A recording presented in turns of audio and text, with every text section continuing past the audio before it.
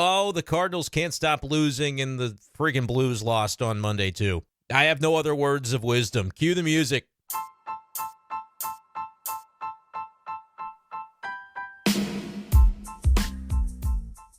What's going on, everyone, and welcome into this edition of B-Schaeff Daily. Brenden Schaeffer with you. It is Monday, April 21st, 2025.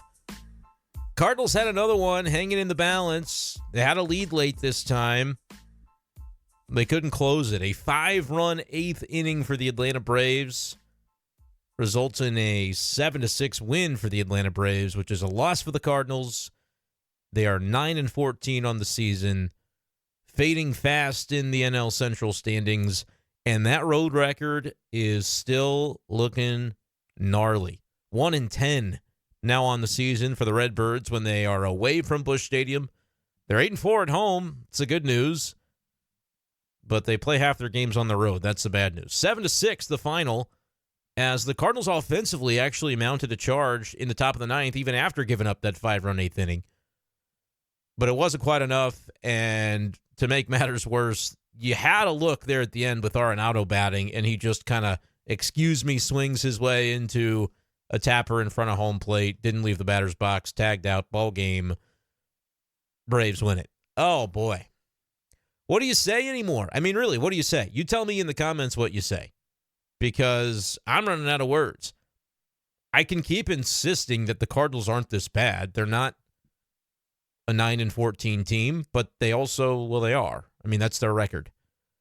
But they're not, I'm telling you, they're not going to win only 39.1% of their games this year. That would be basically 64-98, if I'm doing the math on the fly correctly, is the pace that they're on. No way. The Cardinals are winning more than 64 games, I think. The comments will tell me I'm wrong. They'll tell me that, nope, this is what we told you all along, Brenden, and I'll have to say, the proof's going to be in the pudding eventually. One of us is going to be proven right. But you know what's going to stink is if they keep playing like this, they will trade everybody at the deadline. Helsley, Arenado, Fetty, probably some others. And then they might win 64 games and lose 98. Who knows if they really go full tank. They said it wasn't a rebuild. It was a retool. It was a transition year. What are the Cardinals transitioning to, though? I think has to become a question. We'll talk about the bullpen. And I kind of feel bad because in some of my tweets tonight, I was basically saying, look, if you're Oliver Marmol, there's no way to reasonably manage the bullpen right now and expect to have success when everybody you turn to just kind of, they're stinking right now. Except for Helsley, who can't pitch because it's been 5 days since the Cardinals have had a lead going into the ninth inning, and so all 5 of those days he hasn't been able to pitch. Kyle Leahy, that's one of the good ones. He pitched tonight, did his job in the 7th inning, 1.93 ERA on the season for Kyle Leahy. And Steven Matz, he's one of the relievers that does a nice job, but he's also kind of a starter, and sometimes he is, sometimes he isn't. I think the Cardinals are in an off period for the 6-man rotation, so Matz could be used in relief this week. And then they'll have the off day Thursday, and then thereafter, at some point, they can ramp him back up into a starter again, but then does that leave him maybe 1-2 turns before they'll go back to the 5-man rotation permanently? At which point does Matz get relegated to the bullpen again? I personally would like to see him stick in the rotation if he's pitching well. But the one good thing about the Cardinals right now has been the starting rotation. Like, you can't knock that. Another quality start tonight, Eric Fetty, 6 innings, 2 runs allowed. Previous night, it was a quality start from Sonny Gray, 6 innings, 3 runs allowed. You'll take those every single time because they give you a pretty solid chance to win. Tonight, they scored 6 runs. You'll take a quality start from your starter and 6 runs in a 9-inning game, and more times than not, that's going to get you a win. Tonight, it didn't. Bullpen gave up 5 in the 8th. Phil Maton, he's charged with all 4 earned runs. Well, I guess 4 of the 5 earned runs. He came in. It was weird. Like, the play at first base that was reviewed, overturned on replay, and maybe that's the first example that I've noticed of Brendan Donovan at shortstop. Maybe, not, obviously he's not a marquee everyday shortstop kind of guy defensively. I feel like he and Sajaci have both done a nice job filling in for Mason Wynn, who should be back in the lineup Tuesday, if I'm recalling the timeline correctly. But he just didn't get anything on that throw, didn't really have maybe the urgency he needed on the throw, and they beat out the play at first base, which made things spiral a little bit in that inning. Maton ends up walking a couple of guys, giving up a couple of hits. His ERA is 3.09 on the season. These were the first earned runs he gave up. It was a rotten day for him, but doesn't mean he's a rotten pitcher. But this was one where, him and Romero helped to ensure they didn't win this game. JoJo has struggled, man. Gave up a home run, which was the earned run that he was charged with. I mean, that's just, what do you do? What do you do at this point? Because when you're Ollie Marmol and you're turning to 7 or 8 guys in your bullpen, only one of them can pitch in a road setting when you've got the lead going into the bottom of the ninth. Okay, the other 6, Swanson, we've seen once, but a couple times maybe. But he's not in the circle of trust, obviously. He's just pretty brand new to this whole deal. Leahy, very much in the circle of trust. He is the reliable, Mr. Reliable at this point for Ollie Marmol. But Maton had been, nails prior to this road trip, and tonight he gives it up. Romero has to be the guy that you go to in the spots that Ollie Marmol is using him, and he's not performing to his level that we saw from him last year when you had the triumvirate. Remember those days? JoJo, Kittredge, and Helsley. That was what you had last year, and they locked it down. They were really good in one-run games. They outperformed their expected win-loss record as a team to win 83, despite an offense that was bottom 10 and a starting rotation that was bottom 10. They were 20th or below in all these statistical categories that mattered last year, except bullpen and record in one-run games. This year, they're losing all these close games. This ends up being a one-run loss that, the way it came to be, doesn't really make sense or stand to reason. They lose 7-6 because they had a one-run lead, gave up 5, and then they score 3 to make it a one-run loss. That counts as a one-run game. They've had extra inning games that they've lost. They've had, you find a way that's a little bit painful for a team to lose a baseball game, and the Cardinals have seemingly already found it through just about 3.5 weeks of a baseball summer. It stinks right now to be following this team day to day. You'll look for the glimmers of hope. You'll look for the silver linings. It's the fact that they've played all these teams close. And don't hear what I'm not saying. That's not a fact that excuses the losses and says, oh, it's actually fine because they played them close. Not what I'm saying. Providing context is what we're doing. We do a daily podcast on the St. Louis Cardinals, the good, the bad, the ugly, and the indifferent.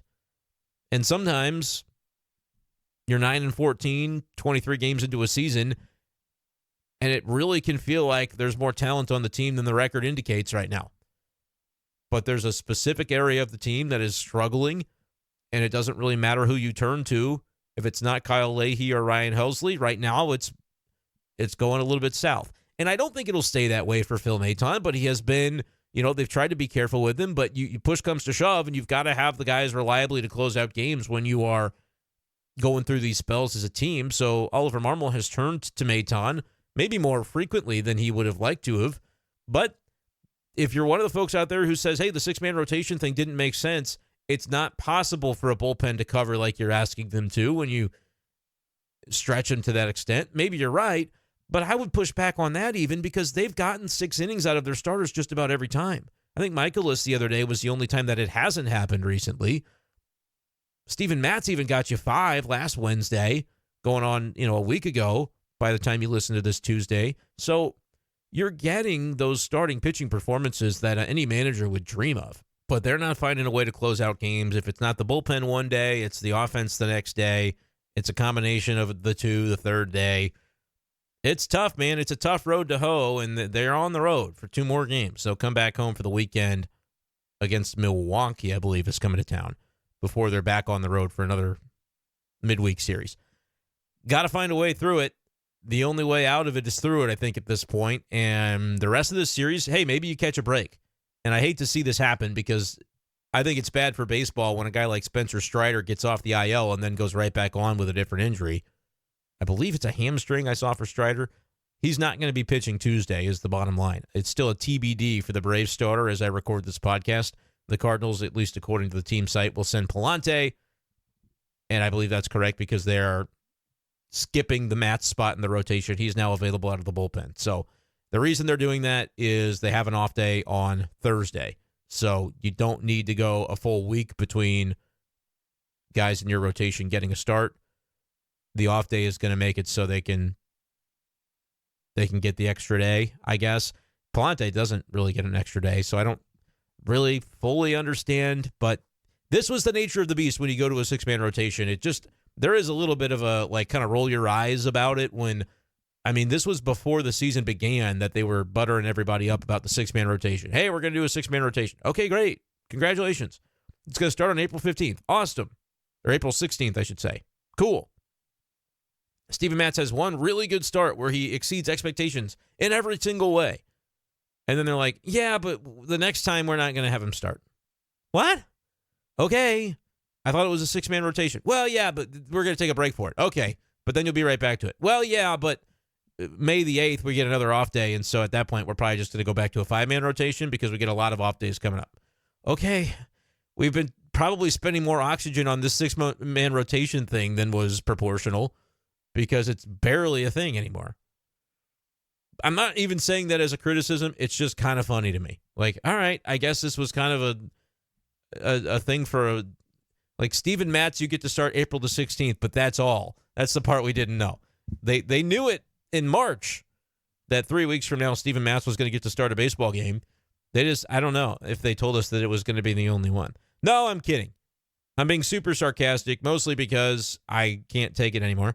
Because I do this podcast every day, and I read all your comments, too. That's what gets me. That's what gets me down in the dumps. No, it's not your fault. Keep them coming. I want to see them all.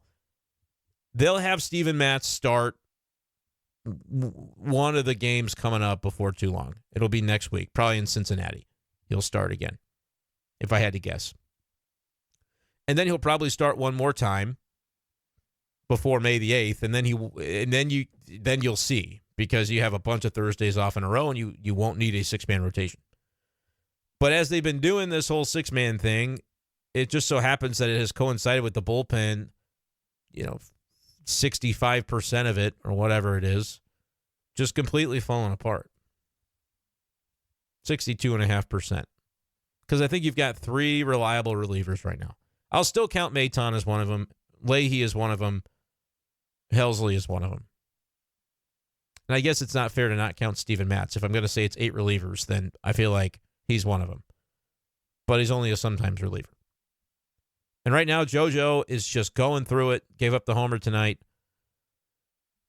Even Maton, a little bit to that end, trying to find it. I think he'll find it back. But, we'll see. John King has kind of been hit and miss. Roy Croft had to be sent down. Ryan Fernandez really struggling. But don't blame it on him today. He didn't pitch. It was two of the guys that you're supposed to feel the best about. Your eighth inning guys. Maton from the right side, Romero from the left. They tried to share the eighth inning, and they combined to give up 5 runs. When that's going on, it does not take much to search for the differences between this year and last year. But another area that unfortunately does not feel too different from last year is suddenly an underperforming offense, where you've just got tons of names in the lineup where you're like, well, man, you're not quite getting enough production from that guy. Now, I would say today's game helps because we came in going, man, suddenly the bottom third of that order is looking a little questionable. Today, Gorman, Pages, and Scott, your 7, 8, 9 batters, combined for 7 hits and scored 4 of your runs, driving in 3 of them. Gorman had a really good day at the plate. That's a dude that you can remember weeks at a time where he carried your offense. It's been a while since it happened, but it has happened before. They need that from Nolan Gorman. Like, at a certain point, the kid gloves come off, and you're like, if this is going to be a legit ball club and a legit lineup that can be consistent and can be a force in the National League, all these dudes, it's incumbent upon each of them to be those guys. So Gorman, 2 for 4, run scored and an RBI, great to see. They need it. He doubled and has the OPS up to 785.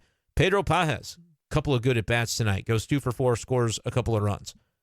His OPS is 681. That's fine. Again, he's the backup catcher. More about the credit of what he's been able to do with the starting rotation you feel good about. He's your 8th batter. You'll take kind of like early stage Yadier Molina back in the day. You'll take it if his numbers aren't crazy. He's hitting 255, but man, does it seem like he comes up with some clutch hits from time to time to keep the line moving when you need it. Victor Scott II, love to see the game that he had. 3 for 4, couple of RBIs, had a big RBI hit, scored a run as well, stole his 8th base, got the OPS back to 700 for the season. Good to see from him. Wilson Contreras, part of that 3-run ninth inning, hit a homer, his 2nd of the season. Got the OPS above 500. I'll continue to say it, the drum beat. Wilson's going to be just fine. His OPS is at 529. I'll bet you he's to 700 before the end of April. I think you're going to see him start to take off. Guess what? He did it batting 2nd. Shows what I know, right? It didn't make a difference. He's going to be just fine. Arenado had a double, 1 for 5. Didn't love the last at bat, obviously, but it happens, man. I almost said it happens, but with a different word that my 2-year-old makes sure I don't say. Donovan, 1 for 3, reached via walk. Didn't love the defensive play. Like I said, on that play at short, I just don't really know what happened. But the dude's hitting 356, 925 OPS. He's like your best player. You feel pretty good about where he's at right now. But here's the names I didn't say today. My guy, Nootbaar, down to a 754 OPS. He's hitting 238. He was 0 for 5. He doesn't have to lead off indefinitely. You can change that out. Love what it looks like when he's taking great ABs at the top, but he's been slumping for a little while now. Maybe with Mason Wynn returning, it's time to shake things up a little bit. You can put Wynn at the top or put Victor at the top. Drop Nootbaar a little bit, even if it's only to number 2. Shake it up. Maybe Contreras is to 5, where he can be an RBI threat behind Donovan or Arenado. Because today the 5th batter was Burleson. Burleson's OPS, you blink and it's suddenly 585, which is dreadful. I think Alec Burleson is such a better hitter than that. But at a certain point, you're 23 games into the season and you go, he's hitting 239 and his OPS is 585. He just has to be better, right? If he's going to be the DH, he's got to be better. Or the Cardinals' offense is not going to be better. Jordan Walker, 0 for 4. Jaywalk's got to find it, man. There's no spite in any of this. I love these guys. I think these guys are legitimate young players that have talent that just have to find it at the big league level. But they're going to play a full baseball summer in 2025. And then the season's going to end. And then we're going to get to see what their stats were. You're judged on your stats in 2025. All these guys have to be. Because there's a new guy coming in, Chaim Bloom, that's going to make a decision on who to keep, who to trade, who to sign to extensions, the whole bit. Jordan Walker's OPS is 575. Got to find it. It's early and it's late at the same time for Jordan Walker. Because he's still 22 years old. He doesn't turn 23 until next month. So it's so early in the scale of his career. But he's also in his 3rd major league season hitting 215, OPSing 575. Got to find it. The talent is there. I refuse to believe that it isn't. But he's got to connect. He's got to find it. And if he doesn't, okay, his career will be what it is. But man, for the Cardinals to be the team and for this transition to be a quick one, and for you to believe that you've got the majority of a good core already here and it just needs to be pieces and parts that are added to it as time goes along the next few years, these guys at like a Nootbaar and a Burleson and a Walker have to pan out. A Gorman and a Victor Scott, those guys have to pan out. And then you figure out what is it that you're going to do about veterans like Contreras, Arenado. How long are they for this process? Contreras obviously wants to be here. Arenado, he may have some trade value, actually, if you make a decision that you're ready to roll and shake things up. I think he makes you a better team to be here. But that's a July conversation that's going to come back into our lives. Brendan Donovan should be extended already, but we'll see. I mean, we'll see, man. I think it depends on how close the Cardinals think they are. Do they start extending dudes, or do they say, nope, we need a whole brand new core, and the ones that are valuable, we're going to trade them now. Could trade them in July and completely remake the look of this team. And next thing you know, it's J.J. Weatherholt's team. He's coming regardless, right? But, man, it's one of those things where you'd like to think you've already got about half of a really good roster together, and all these young players, the majority of them can ascend at the same time, and then it gets a lot easier to build a roster around that. Pitching-wise, yeah, who knows with Eric Fedde, Sonny Gray, those guys are veterans on more short-term stays.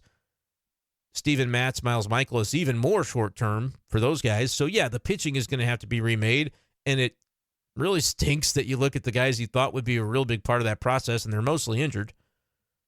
Quinn Matthews, Tink Hens, Cooper Jerpy, they'll all be back eventually, but you're not really gaining a lot for them this summer for the moments that they're on the shelf. Like Jerpy's out for the year. I don't think you're going to see Tink Hens very soon, and I'm not 100% on Quinn, but I assume it's going to be a decently lengthy stay on the IL.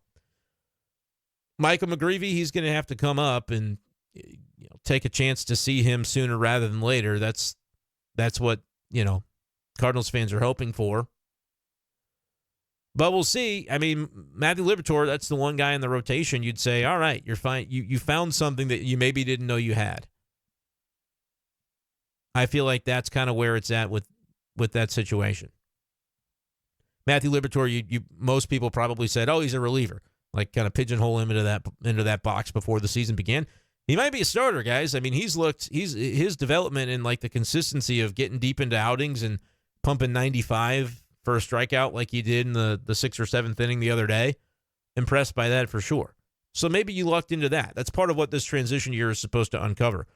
Got to be disappointed so far in what you've uncovered bullpen-wise. Because I would say there's not been one guy who's taken a step forward of those internal options other than Kyle Leahy that you didn't come into the year already kind of saying, well, he's going to be a guy. And the guys that you came in saying he's going to be a guy have honestly all collectively taken a step back. They've had some regression other than Helsley, but he's not under contract. He's probably gone after this year or during it. So it's a very much a tricky time to be invested in Cardinals baseball, and I feel that from a lot of the folks that comment and watch and listen to these podcasts day after day. You're not going to like the phrase, it's early.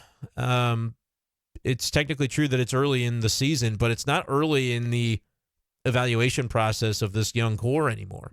Cardinals have got to find a way to get these guys going to really feel like they've got the building blocks that they think they have, and that I was definitely a believer in what they had coming into the year with a lot of these younger players. I would have told you, yeah, they're part of the future, the present and the future. So we'll see. There's some good and bad to take away from today. Again, we're kind of taking a negative tone because we're talking about a Cardinal team that has lost 5 straight and is 1-10 in road games this year. But feel good about maybe Gorman finding a building block sort of day. Victor Scott II could be a dynamic presence for this team. He was great today. You're looking to find it from Burleson and Walker, I think, in particular from today's lineup. We'll see what it ends up looking like as far as who goes down. I think it could be a name that surprises people, but we'll see.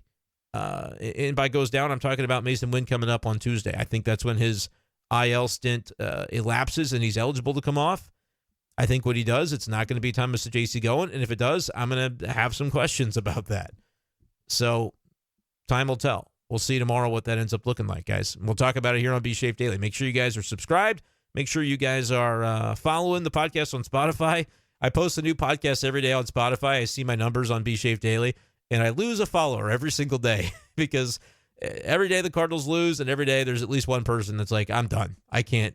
I'll check back in when things are good again, which is fine. Our lot in life is to be doing it every single day. So appreciate you guys who are the hardcores and have sacrificed your mental health to the extent that you're willing to ride or die with the St. Louis Cardinals, which by extension means you're willing to ride or die with me on the podcast, because I understand that if you didn't care about the Cardinals, you wouldn't still be listening to this. So for as much as there is frustration, I think there is a willingness from a number of Cardinals fans out there to say, it may be a rough summer, but it's the baseball we've got around here, and I'm going to see this through.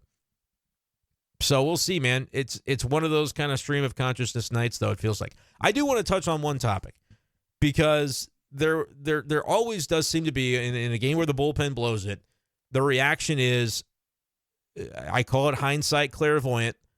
People look at, okay, where was the moment in this game where I could blame Oliver Marmol for something and see, the point at which he did it wrong. There were people saying, oh, how could you take out Eric Fetty after 6 innings, 84 pitches, which is not a huge pitch count, but he got you through 6 innings. And this is Eric Fetty we're talking about, guys. It's not Greg Maddux. It's not Tom Glavine. It's not even Chris Carpenter. right? I'm not trying to say these things to diminish Eric Fedde. Impressed that right now he's got a 3.33 ERA for the season. You look at some of the underlying numbers, though, and it's a little Michaelis-y in the way that you could see he did have one bad outing in Boston. Otherwise, Fedde has had good starts, only good ones, good results.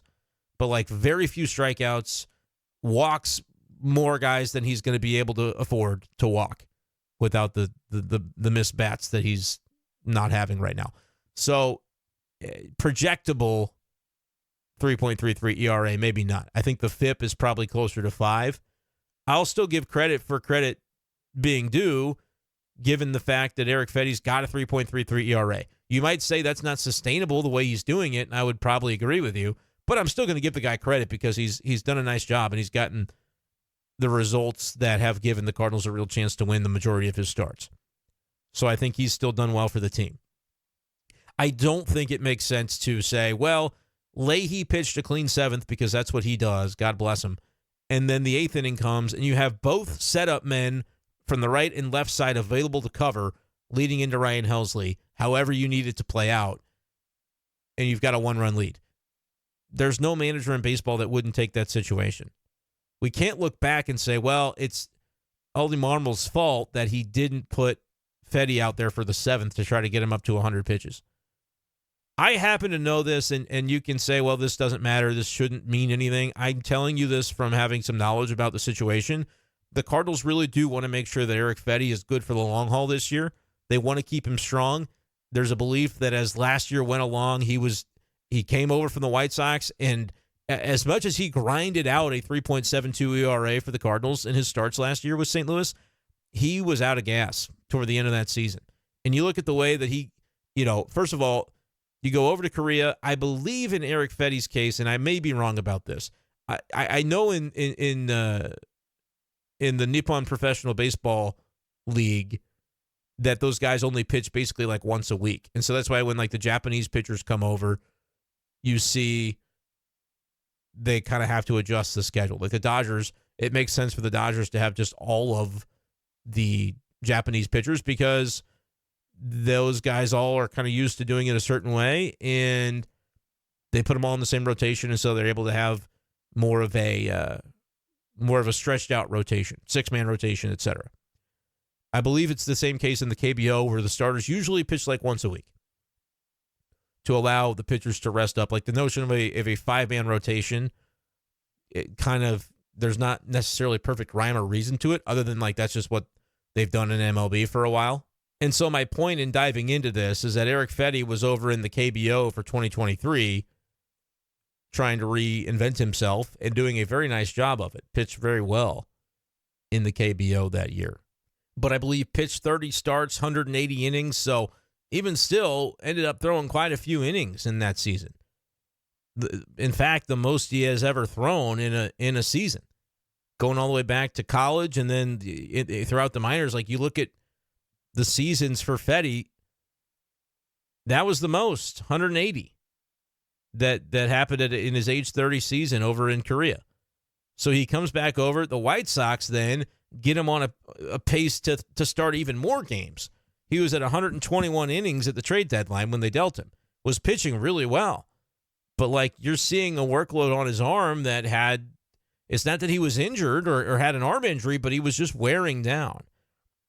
Cardinals started him for 10 games. He averaged 5.5 innings per start, but 177 innings he threw. So like Eric Fedde, relative to his career, has had a lot of mileage on his arm and his body the last 2 seasons.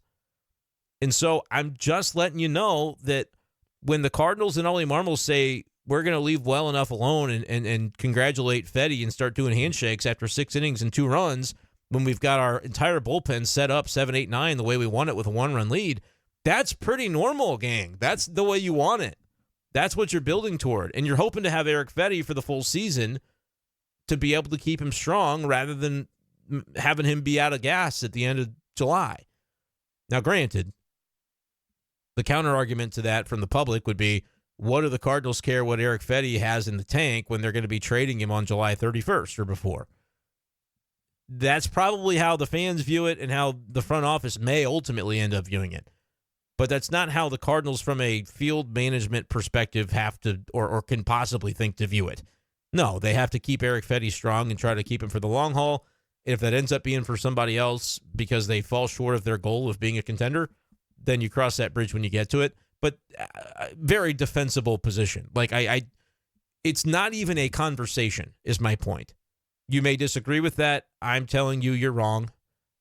The 84 pitches thing with Eric Fetty, it's a little Michaelis-y in that he's not missing a bunch of bats, and nobody's looking at Ollie Marmol saying, why did you take out Michaelis after 4 2/3? They're going, holy crap, you let him go 4 2/3. That could have been dangerous, right? Until Fetty starts racking up K totals and missing more bats and the peripherals end up matching the ERA, it's probably okay to err on the side of caution when it comes to Eric Fetty and go, damn, you got another quality start out of him. He's really being used effectively. Well done by the Cardinals. That is how I view it. I think that's how the public should view it.